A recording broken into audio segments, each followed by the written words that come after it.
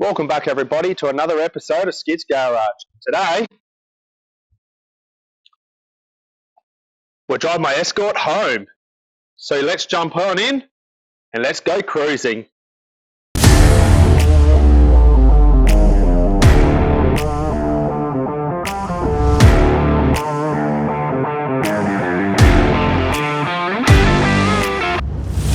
So welcome back everybody, and today we're just going to do a few little things prior to our drive home, but once done everything will be tuned up and we'll be on the road cruising. So I'm going to get stuck into checking the valve clearances. I'm going to do the dwell angle, the timing, ignition timing, and then the idle and the fuel mixture. Whilst I'm at it, I'll also check the oil pressure and make sure that's all sweet. And then bonnet down, and I shouldn't have to touch the engine again. And we hit the road. So let's get stuck into the tune-up and get that out of the way. Alright, so I've just adjusted the valve clearances. So using a trusty filler gauge, I've adjusted, my exhaust to 0.5 mil, and then my intake to 0.25 mil. So exhaust, intake, exhaust, intake, and exhaust. So that's all been done.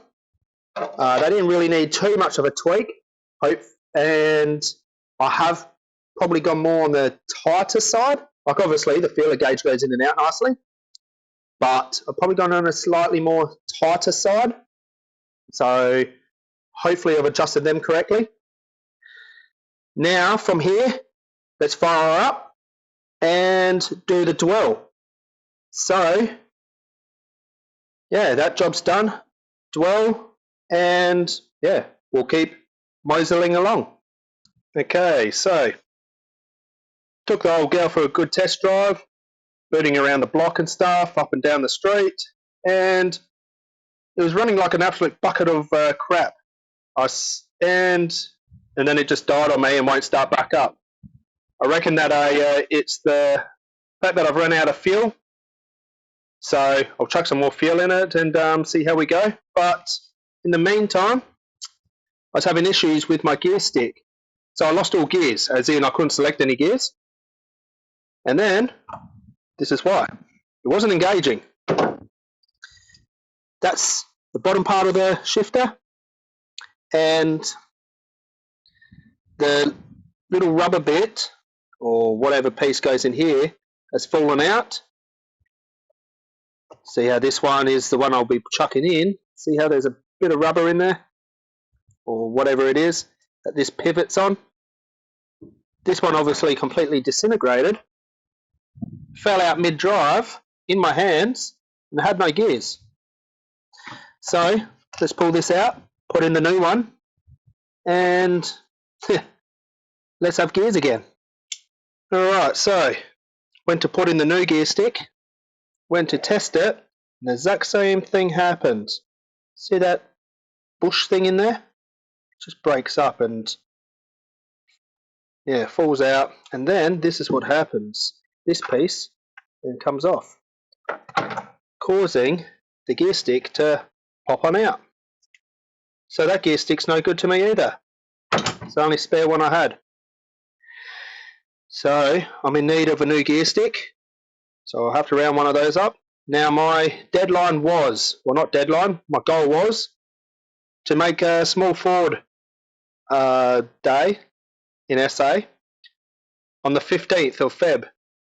But having a look, I'm not going to make that. So I'll keep tinkering around with this, but I'm not going to push myself to try to make that deadline because it's just unrealistic now.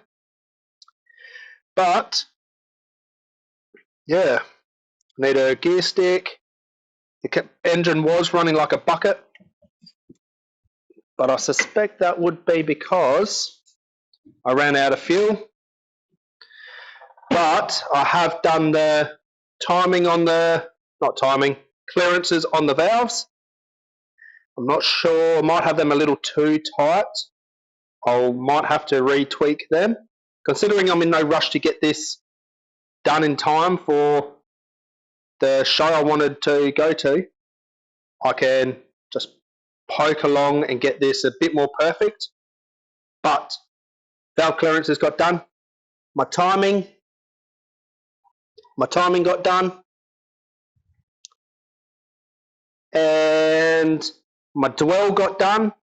So the timing's set at 8 degrees before top dead center.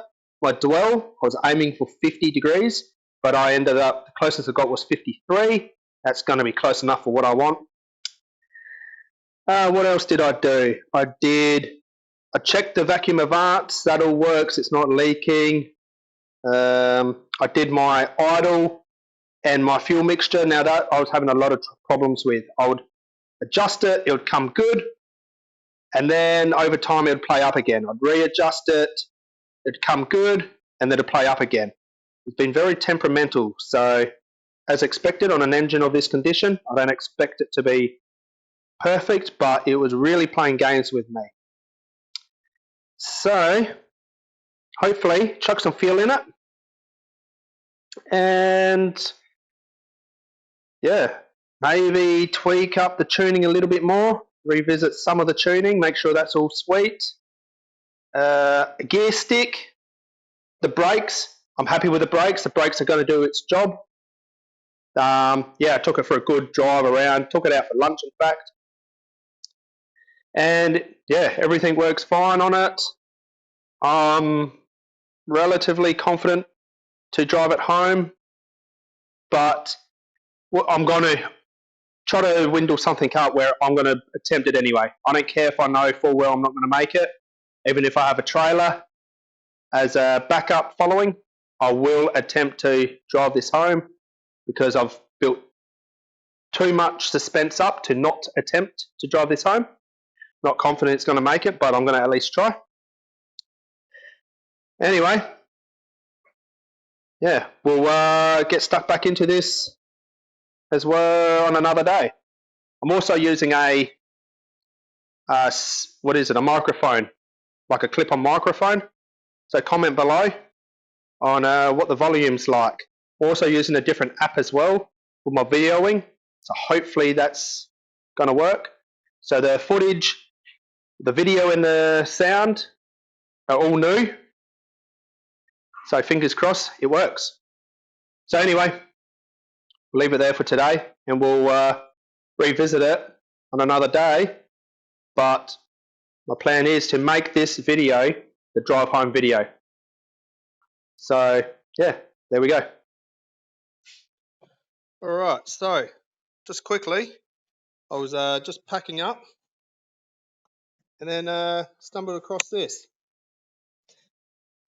It has a good bush inside. It's actually in really good nick. So I'm going to chuck this in. I've already test fitted it. It fits and everything. So that's my gear stick done. One less problem. So I'm glad that's done. And also another funny thing is that when I tested the oil pressure. It has nice oil pressure, by the way. I reckon at idle it was sitting at about 40 psi, and then at about 1,000 RPM it was sitting about 60. So I'm happy with that. I'm confident to drive it and not have oil pressure problems. But anyway, when I removed what I thought was the oil pressure sensor, it was in fact a water temp sensor, just purely there blocking up the hole. So another dodgy thing done to this. I'll see about getting maybe a oil pressure sender unit and chuck that in as well. See if that light on my dash actually works. But yeah, anyway, I'm going to chuck this gear stick in, and that's another thing to tick off and not have to worry about on my next trip. And that is the gear stick in. Now I can't get the gear stick boot off the old stick. So I'm going to go bootless, but it works. 1, 2, 3, 4, and there we go, reverse. It even does reverse lockout. It won't go down until you push it down. So there you go, we have gears again. I've got a support vehicle with a trailer, just in case, but we are going to drive this home today and see how far we get, hopefully further than 10 minutes. So, a few little tweaks. I'm going to drop that tank, flush it out, put it back in, put some fresh fuel in, just a few little things, just to ensure the best possibility of getting it home. And then we're jumping in and we're just going to run the gauntlet and see how far we get. So, let's get stuck into doing the fuel tank and let's hit the road. Alright, so I've given the tank a good clean out. You can't really see in there. No, too dark, but it's a lot cleaner in there. That's kind of the condition. I've got the sender unit. You can see it's super rusty, but it's not as chunky, so less bits for it to pick up. But it is what it is. I'm going to chuck this all back together, and that's what's going to get us home. I will be replacing the filter that comes out from the tank. I'll replace that one, but I'll leave the other two. They seem pretty good. So let's piece this back together, put the tank back in, replace the filter, and then fill her up with some fuel. Alright, so we hit the road and we only made it a couple of meters or a couple of minutes down the road before she cooked herself. It's just getting hot really quickly on the open road and spewing its guts of coolant. So yeah, it's done it twice in a couple of minutes on the open road, sitting on about 80. Yeah, super underpowered. It's working really hard to try to keep up with speed. So that engine is absolutely just, it's knackered. It's never going to make the drive home.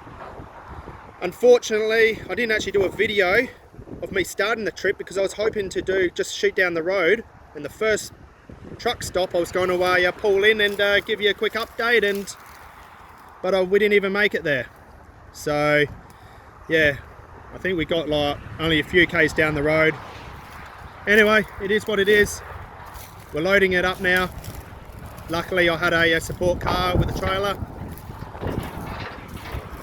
Bit disappointing, all this work that's gone into it to try to drive it home, and this is what's happened. Cooling system is just not holding up. The engine is super underpowered. Yeah, I can understand why it was put in the paddock. Not much else I can really do to it without doing a rebuild. So yeah, that's that. Unfortunately, it's going on the trailer. I'll take it home and might tinker around with it a little bit at home. I don't know what I'll do with it, but once it's at home, I'll work it out.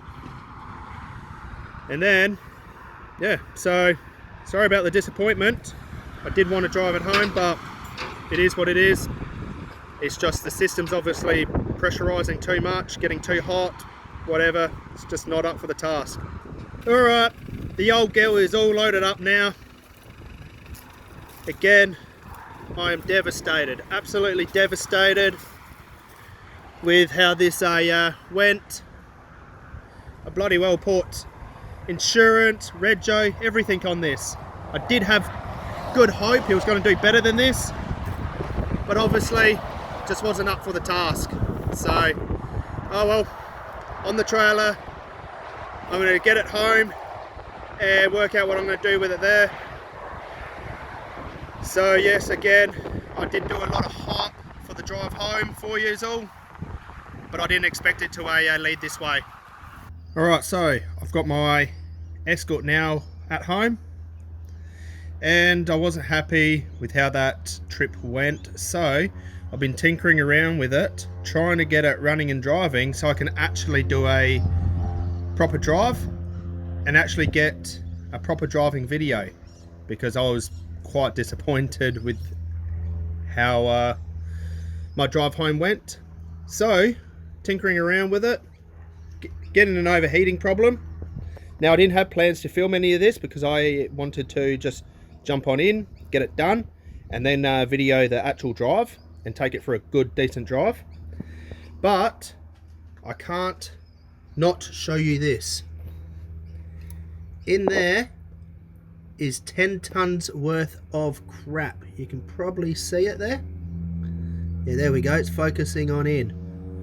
That probably has a big contribution as to why my engine isn't keeping cool. Just to give you an example, this is just some of the stuff I'm pulling out. So I had intentions to just do a flush with where is it? This here, and hopefully be able to flush everything out. Didn't expect there's still to be that much crud in there. Yeah, there's huge amounts. That must have just been getting caught up behind the thermostat and not circulating the water properly. So that's probably a big factor as to why my cooling system's not holding up. So I'm going to try flushing this out with high pressured water and see how we go. Fingers crossed I'll actually clear the engine out. Alright, so I did say I wasn't going to pull this engine apart, but here I am. I've got the head off. As you can see here, I've given it a quick little clean up. Really hard to see. Oh, there we go. So I've given it a good little clean up. And what I do have is a flathead domed pistons. So if that means anything. So yeah, you can see I've given it a good clean. Obviously pressure cleaned it. Dodgy, but I'm not too phased with this engine. Oh, and with the blow-by, this would be the reason. Let's have a look. No, it's not going to do it now. It's a two-hand job, I think. No, you can kind of... Yeah, you can feel it, can't see it, but there is quite an excessive amount of movement in the pistons. Fair bit of blow-by would be getting through that. So, and I come through with a pressure cleaner. What is it? Air gun, just to blow it all out. And the air running past was causing a whole heap of oil just to squirt out. So that's probably a sign that the rings are completely knackered on it. The cylinders themselves are smooth, are good, except for there's quite a significant lip on them all. Like really, really bad lip. I think the block's pretty much, if I was to rebuild this, it'd probably have to be either sleeved or binned, but that's where I'm at. And the reason I'm doing this, not just because I feel like pulling the engine apart, is all because of this little culprit. So obviously I was doing the cooling system. This Welsh plug back here, if you can see that, camera's not really doing its thing. There's a Welsh plug there, right here. It's leaking, so I need to knock that out, get a new one, put it in, and that's the whole sole reason I'm doing this. So anyway, I'm gonna piece it all back together, and hopefully this will be a quick job. It was quick to pull apart, hopefully it's just as quick to put back together, and hopefully she runs. So in the motions of piecing it all back together, and I went to put the manifold on. So this is the one that was on the engine, and thought there was something a bit odd about it. So look how corroded out that is. That water passage is completely knackered. It's even broken through to the back. Just to put in comparison what it should look like, I'll put that one there. Okay, have a look at that. Then have a look at this that. So comparison. That's what it should look like. That's what mine looks like. Completely corroded out. And that's pretty much what all the engine inside looks like.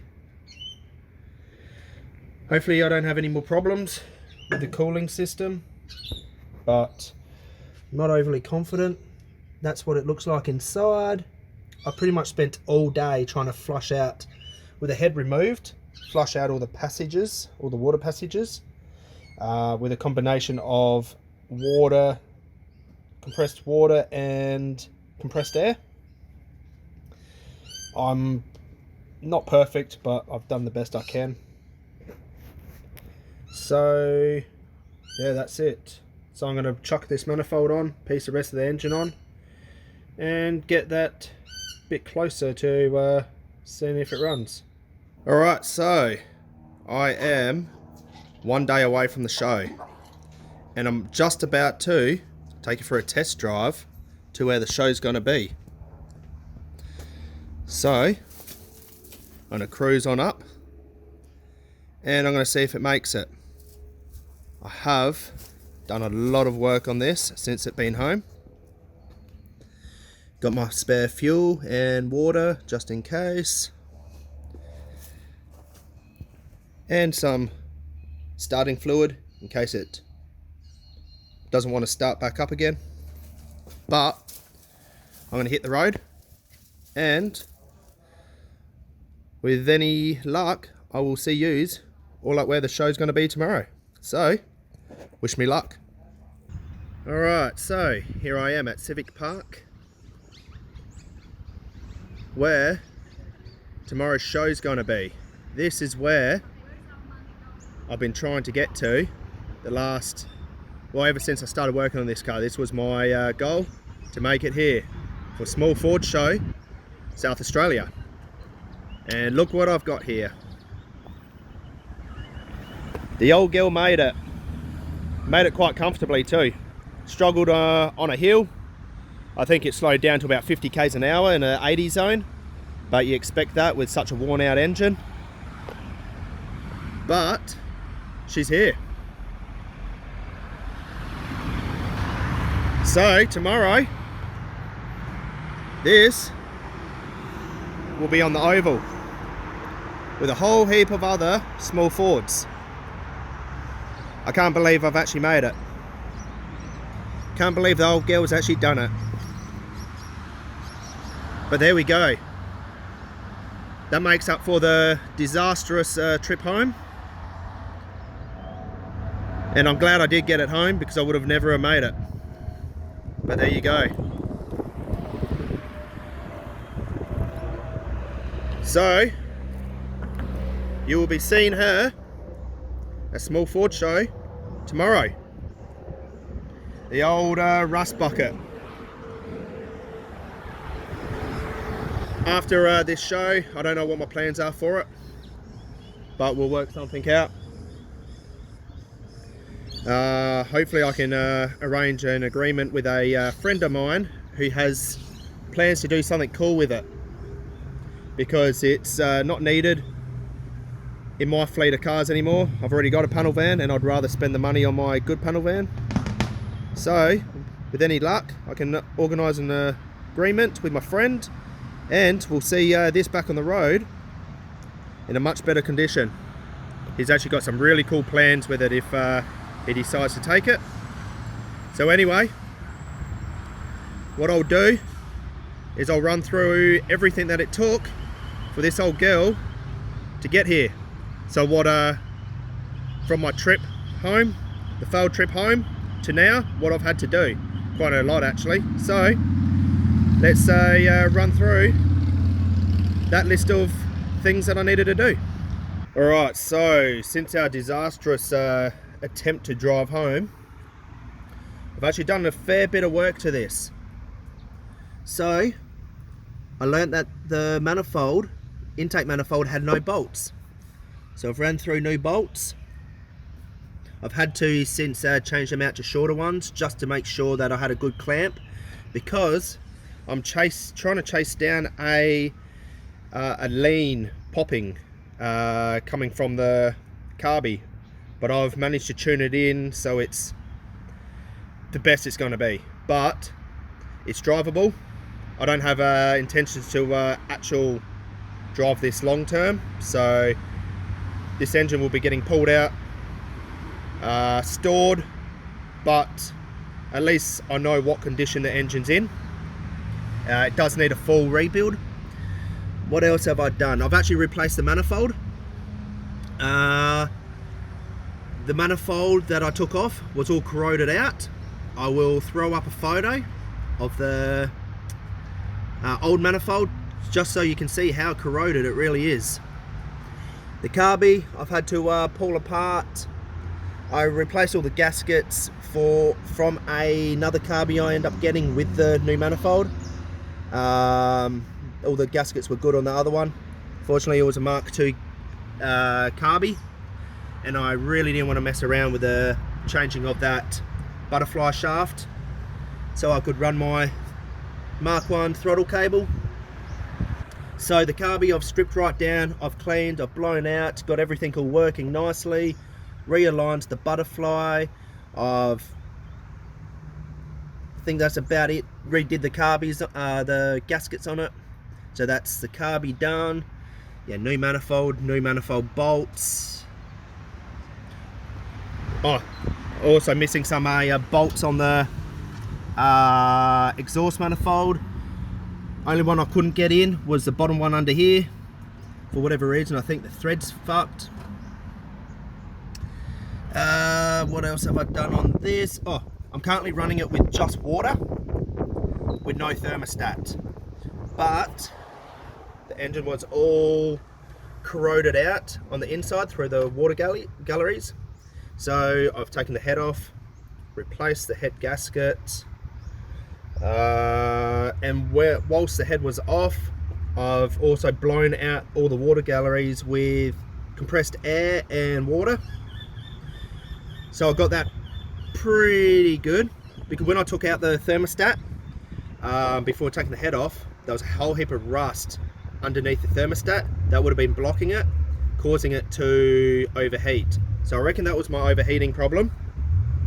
But now with no thermostat, I'm assuming all that rust is going to accumulate in the top of the radiator, where I can essentially catch it and clear it out. But looking through it, it's actually not looking too bad. Not perfect, but definitely not of any concern. So the head gasket got redone. I cleaned all that. I learned that the pistons have heaps of movement in them, so that's where all the blow-by is coming from. The engine is worn out and needs a complete tear down rebuild. That's about it really. It's taken me a long time to get it here, and I didn't think I would. But I think that's about it. So it's had a lot of work done to it since being at home. And I will see you all here tomorrow. So I'm going to end it there. Thanks for watching, and I'll see yous all on the next episode of Skid's Garage.